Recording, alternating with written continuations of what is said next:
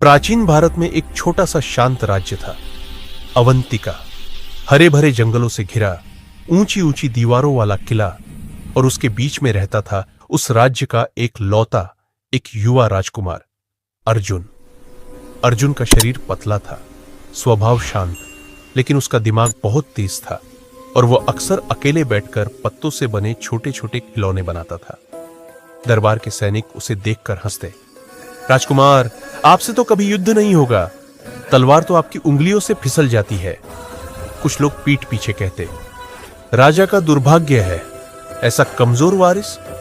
अर्जुन सुनता भी और चुप भी रहता था, लेकिन उसके मन में एक आवाज बार बार उठती, कमजोर मैं नहीं, बस मेरा मौका अभी नहीं आया।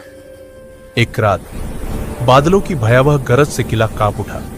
किले की दीवारों पर पहरेदारों ने मशालें जलाकर देखा तो दुश्मन सेना राज्य की ओर बढ़ रही थी। पूरे दरबार में हड़कंप मच गया।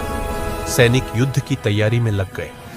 राजा ने आदेश दिया, सभी योद्धा मुख्य द्वार की रक्षा करेंगे। लेकिन सबसे बड़ा खतरा था एक संकरा पहाड़ी रास्ता, जिसे दुश्मन केवल रात में ही देख सकते थे। यदि वे उस रास्ते से अंदर घुस जाते तो पूरा किला मिनटों में ढह सकता था। राजा ने गंभीर स्वर में कहा, कौन उस रास्ते की रखवाली करेगा? दरबार में सन्नाटा छा गया, क्योंकि उस घाटी में दुश्मन के 50 भयंकर सैनिक पहले से पहरा दे रहे थे। एक अकेला सैनिक वहां गया तो लौटकर कभी नहीं आएगा, ये सबको पता था।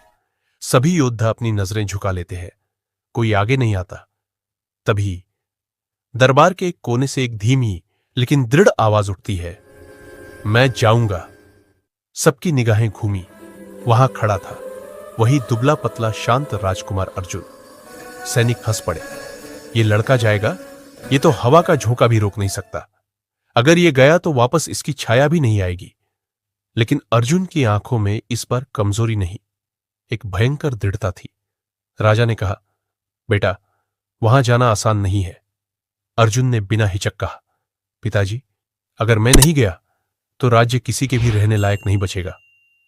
अर्जुन घोड़े पर सवार होकर निकल पड़ा। आकाश गरज रहा था। तेज बारिश पत्थरों पर गिरकर चादर सी बना रही थी। दुश्मन की मशालें दूर पहाड़ी पर चमक रही थी, लेकिन अर्जुन इन्हें देखकर नहीं डरा।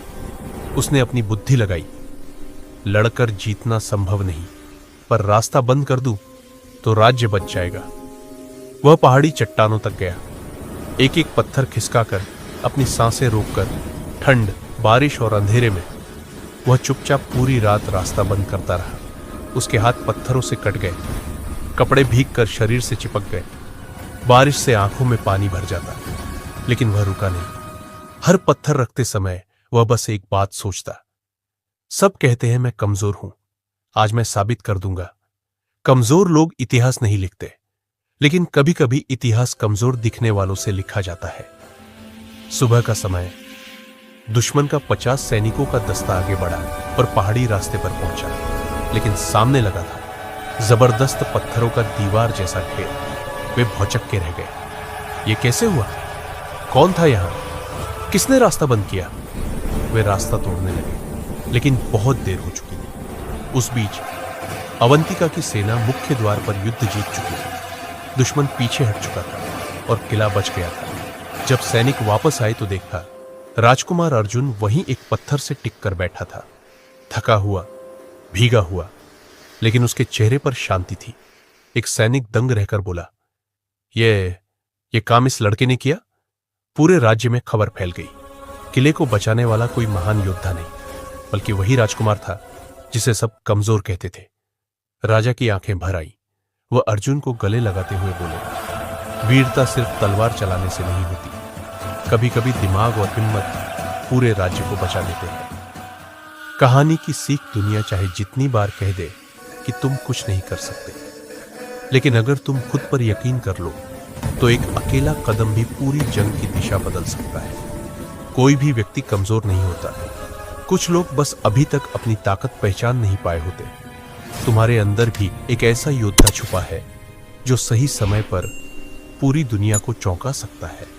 बस खुद पर विश्वास रखो कि आप में भी दम है अपने जीवन के हर जंग को जीतने की।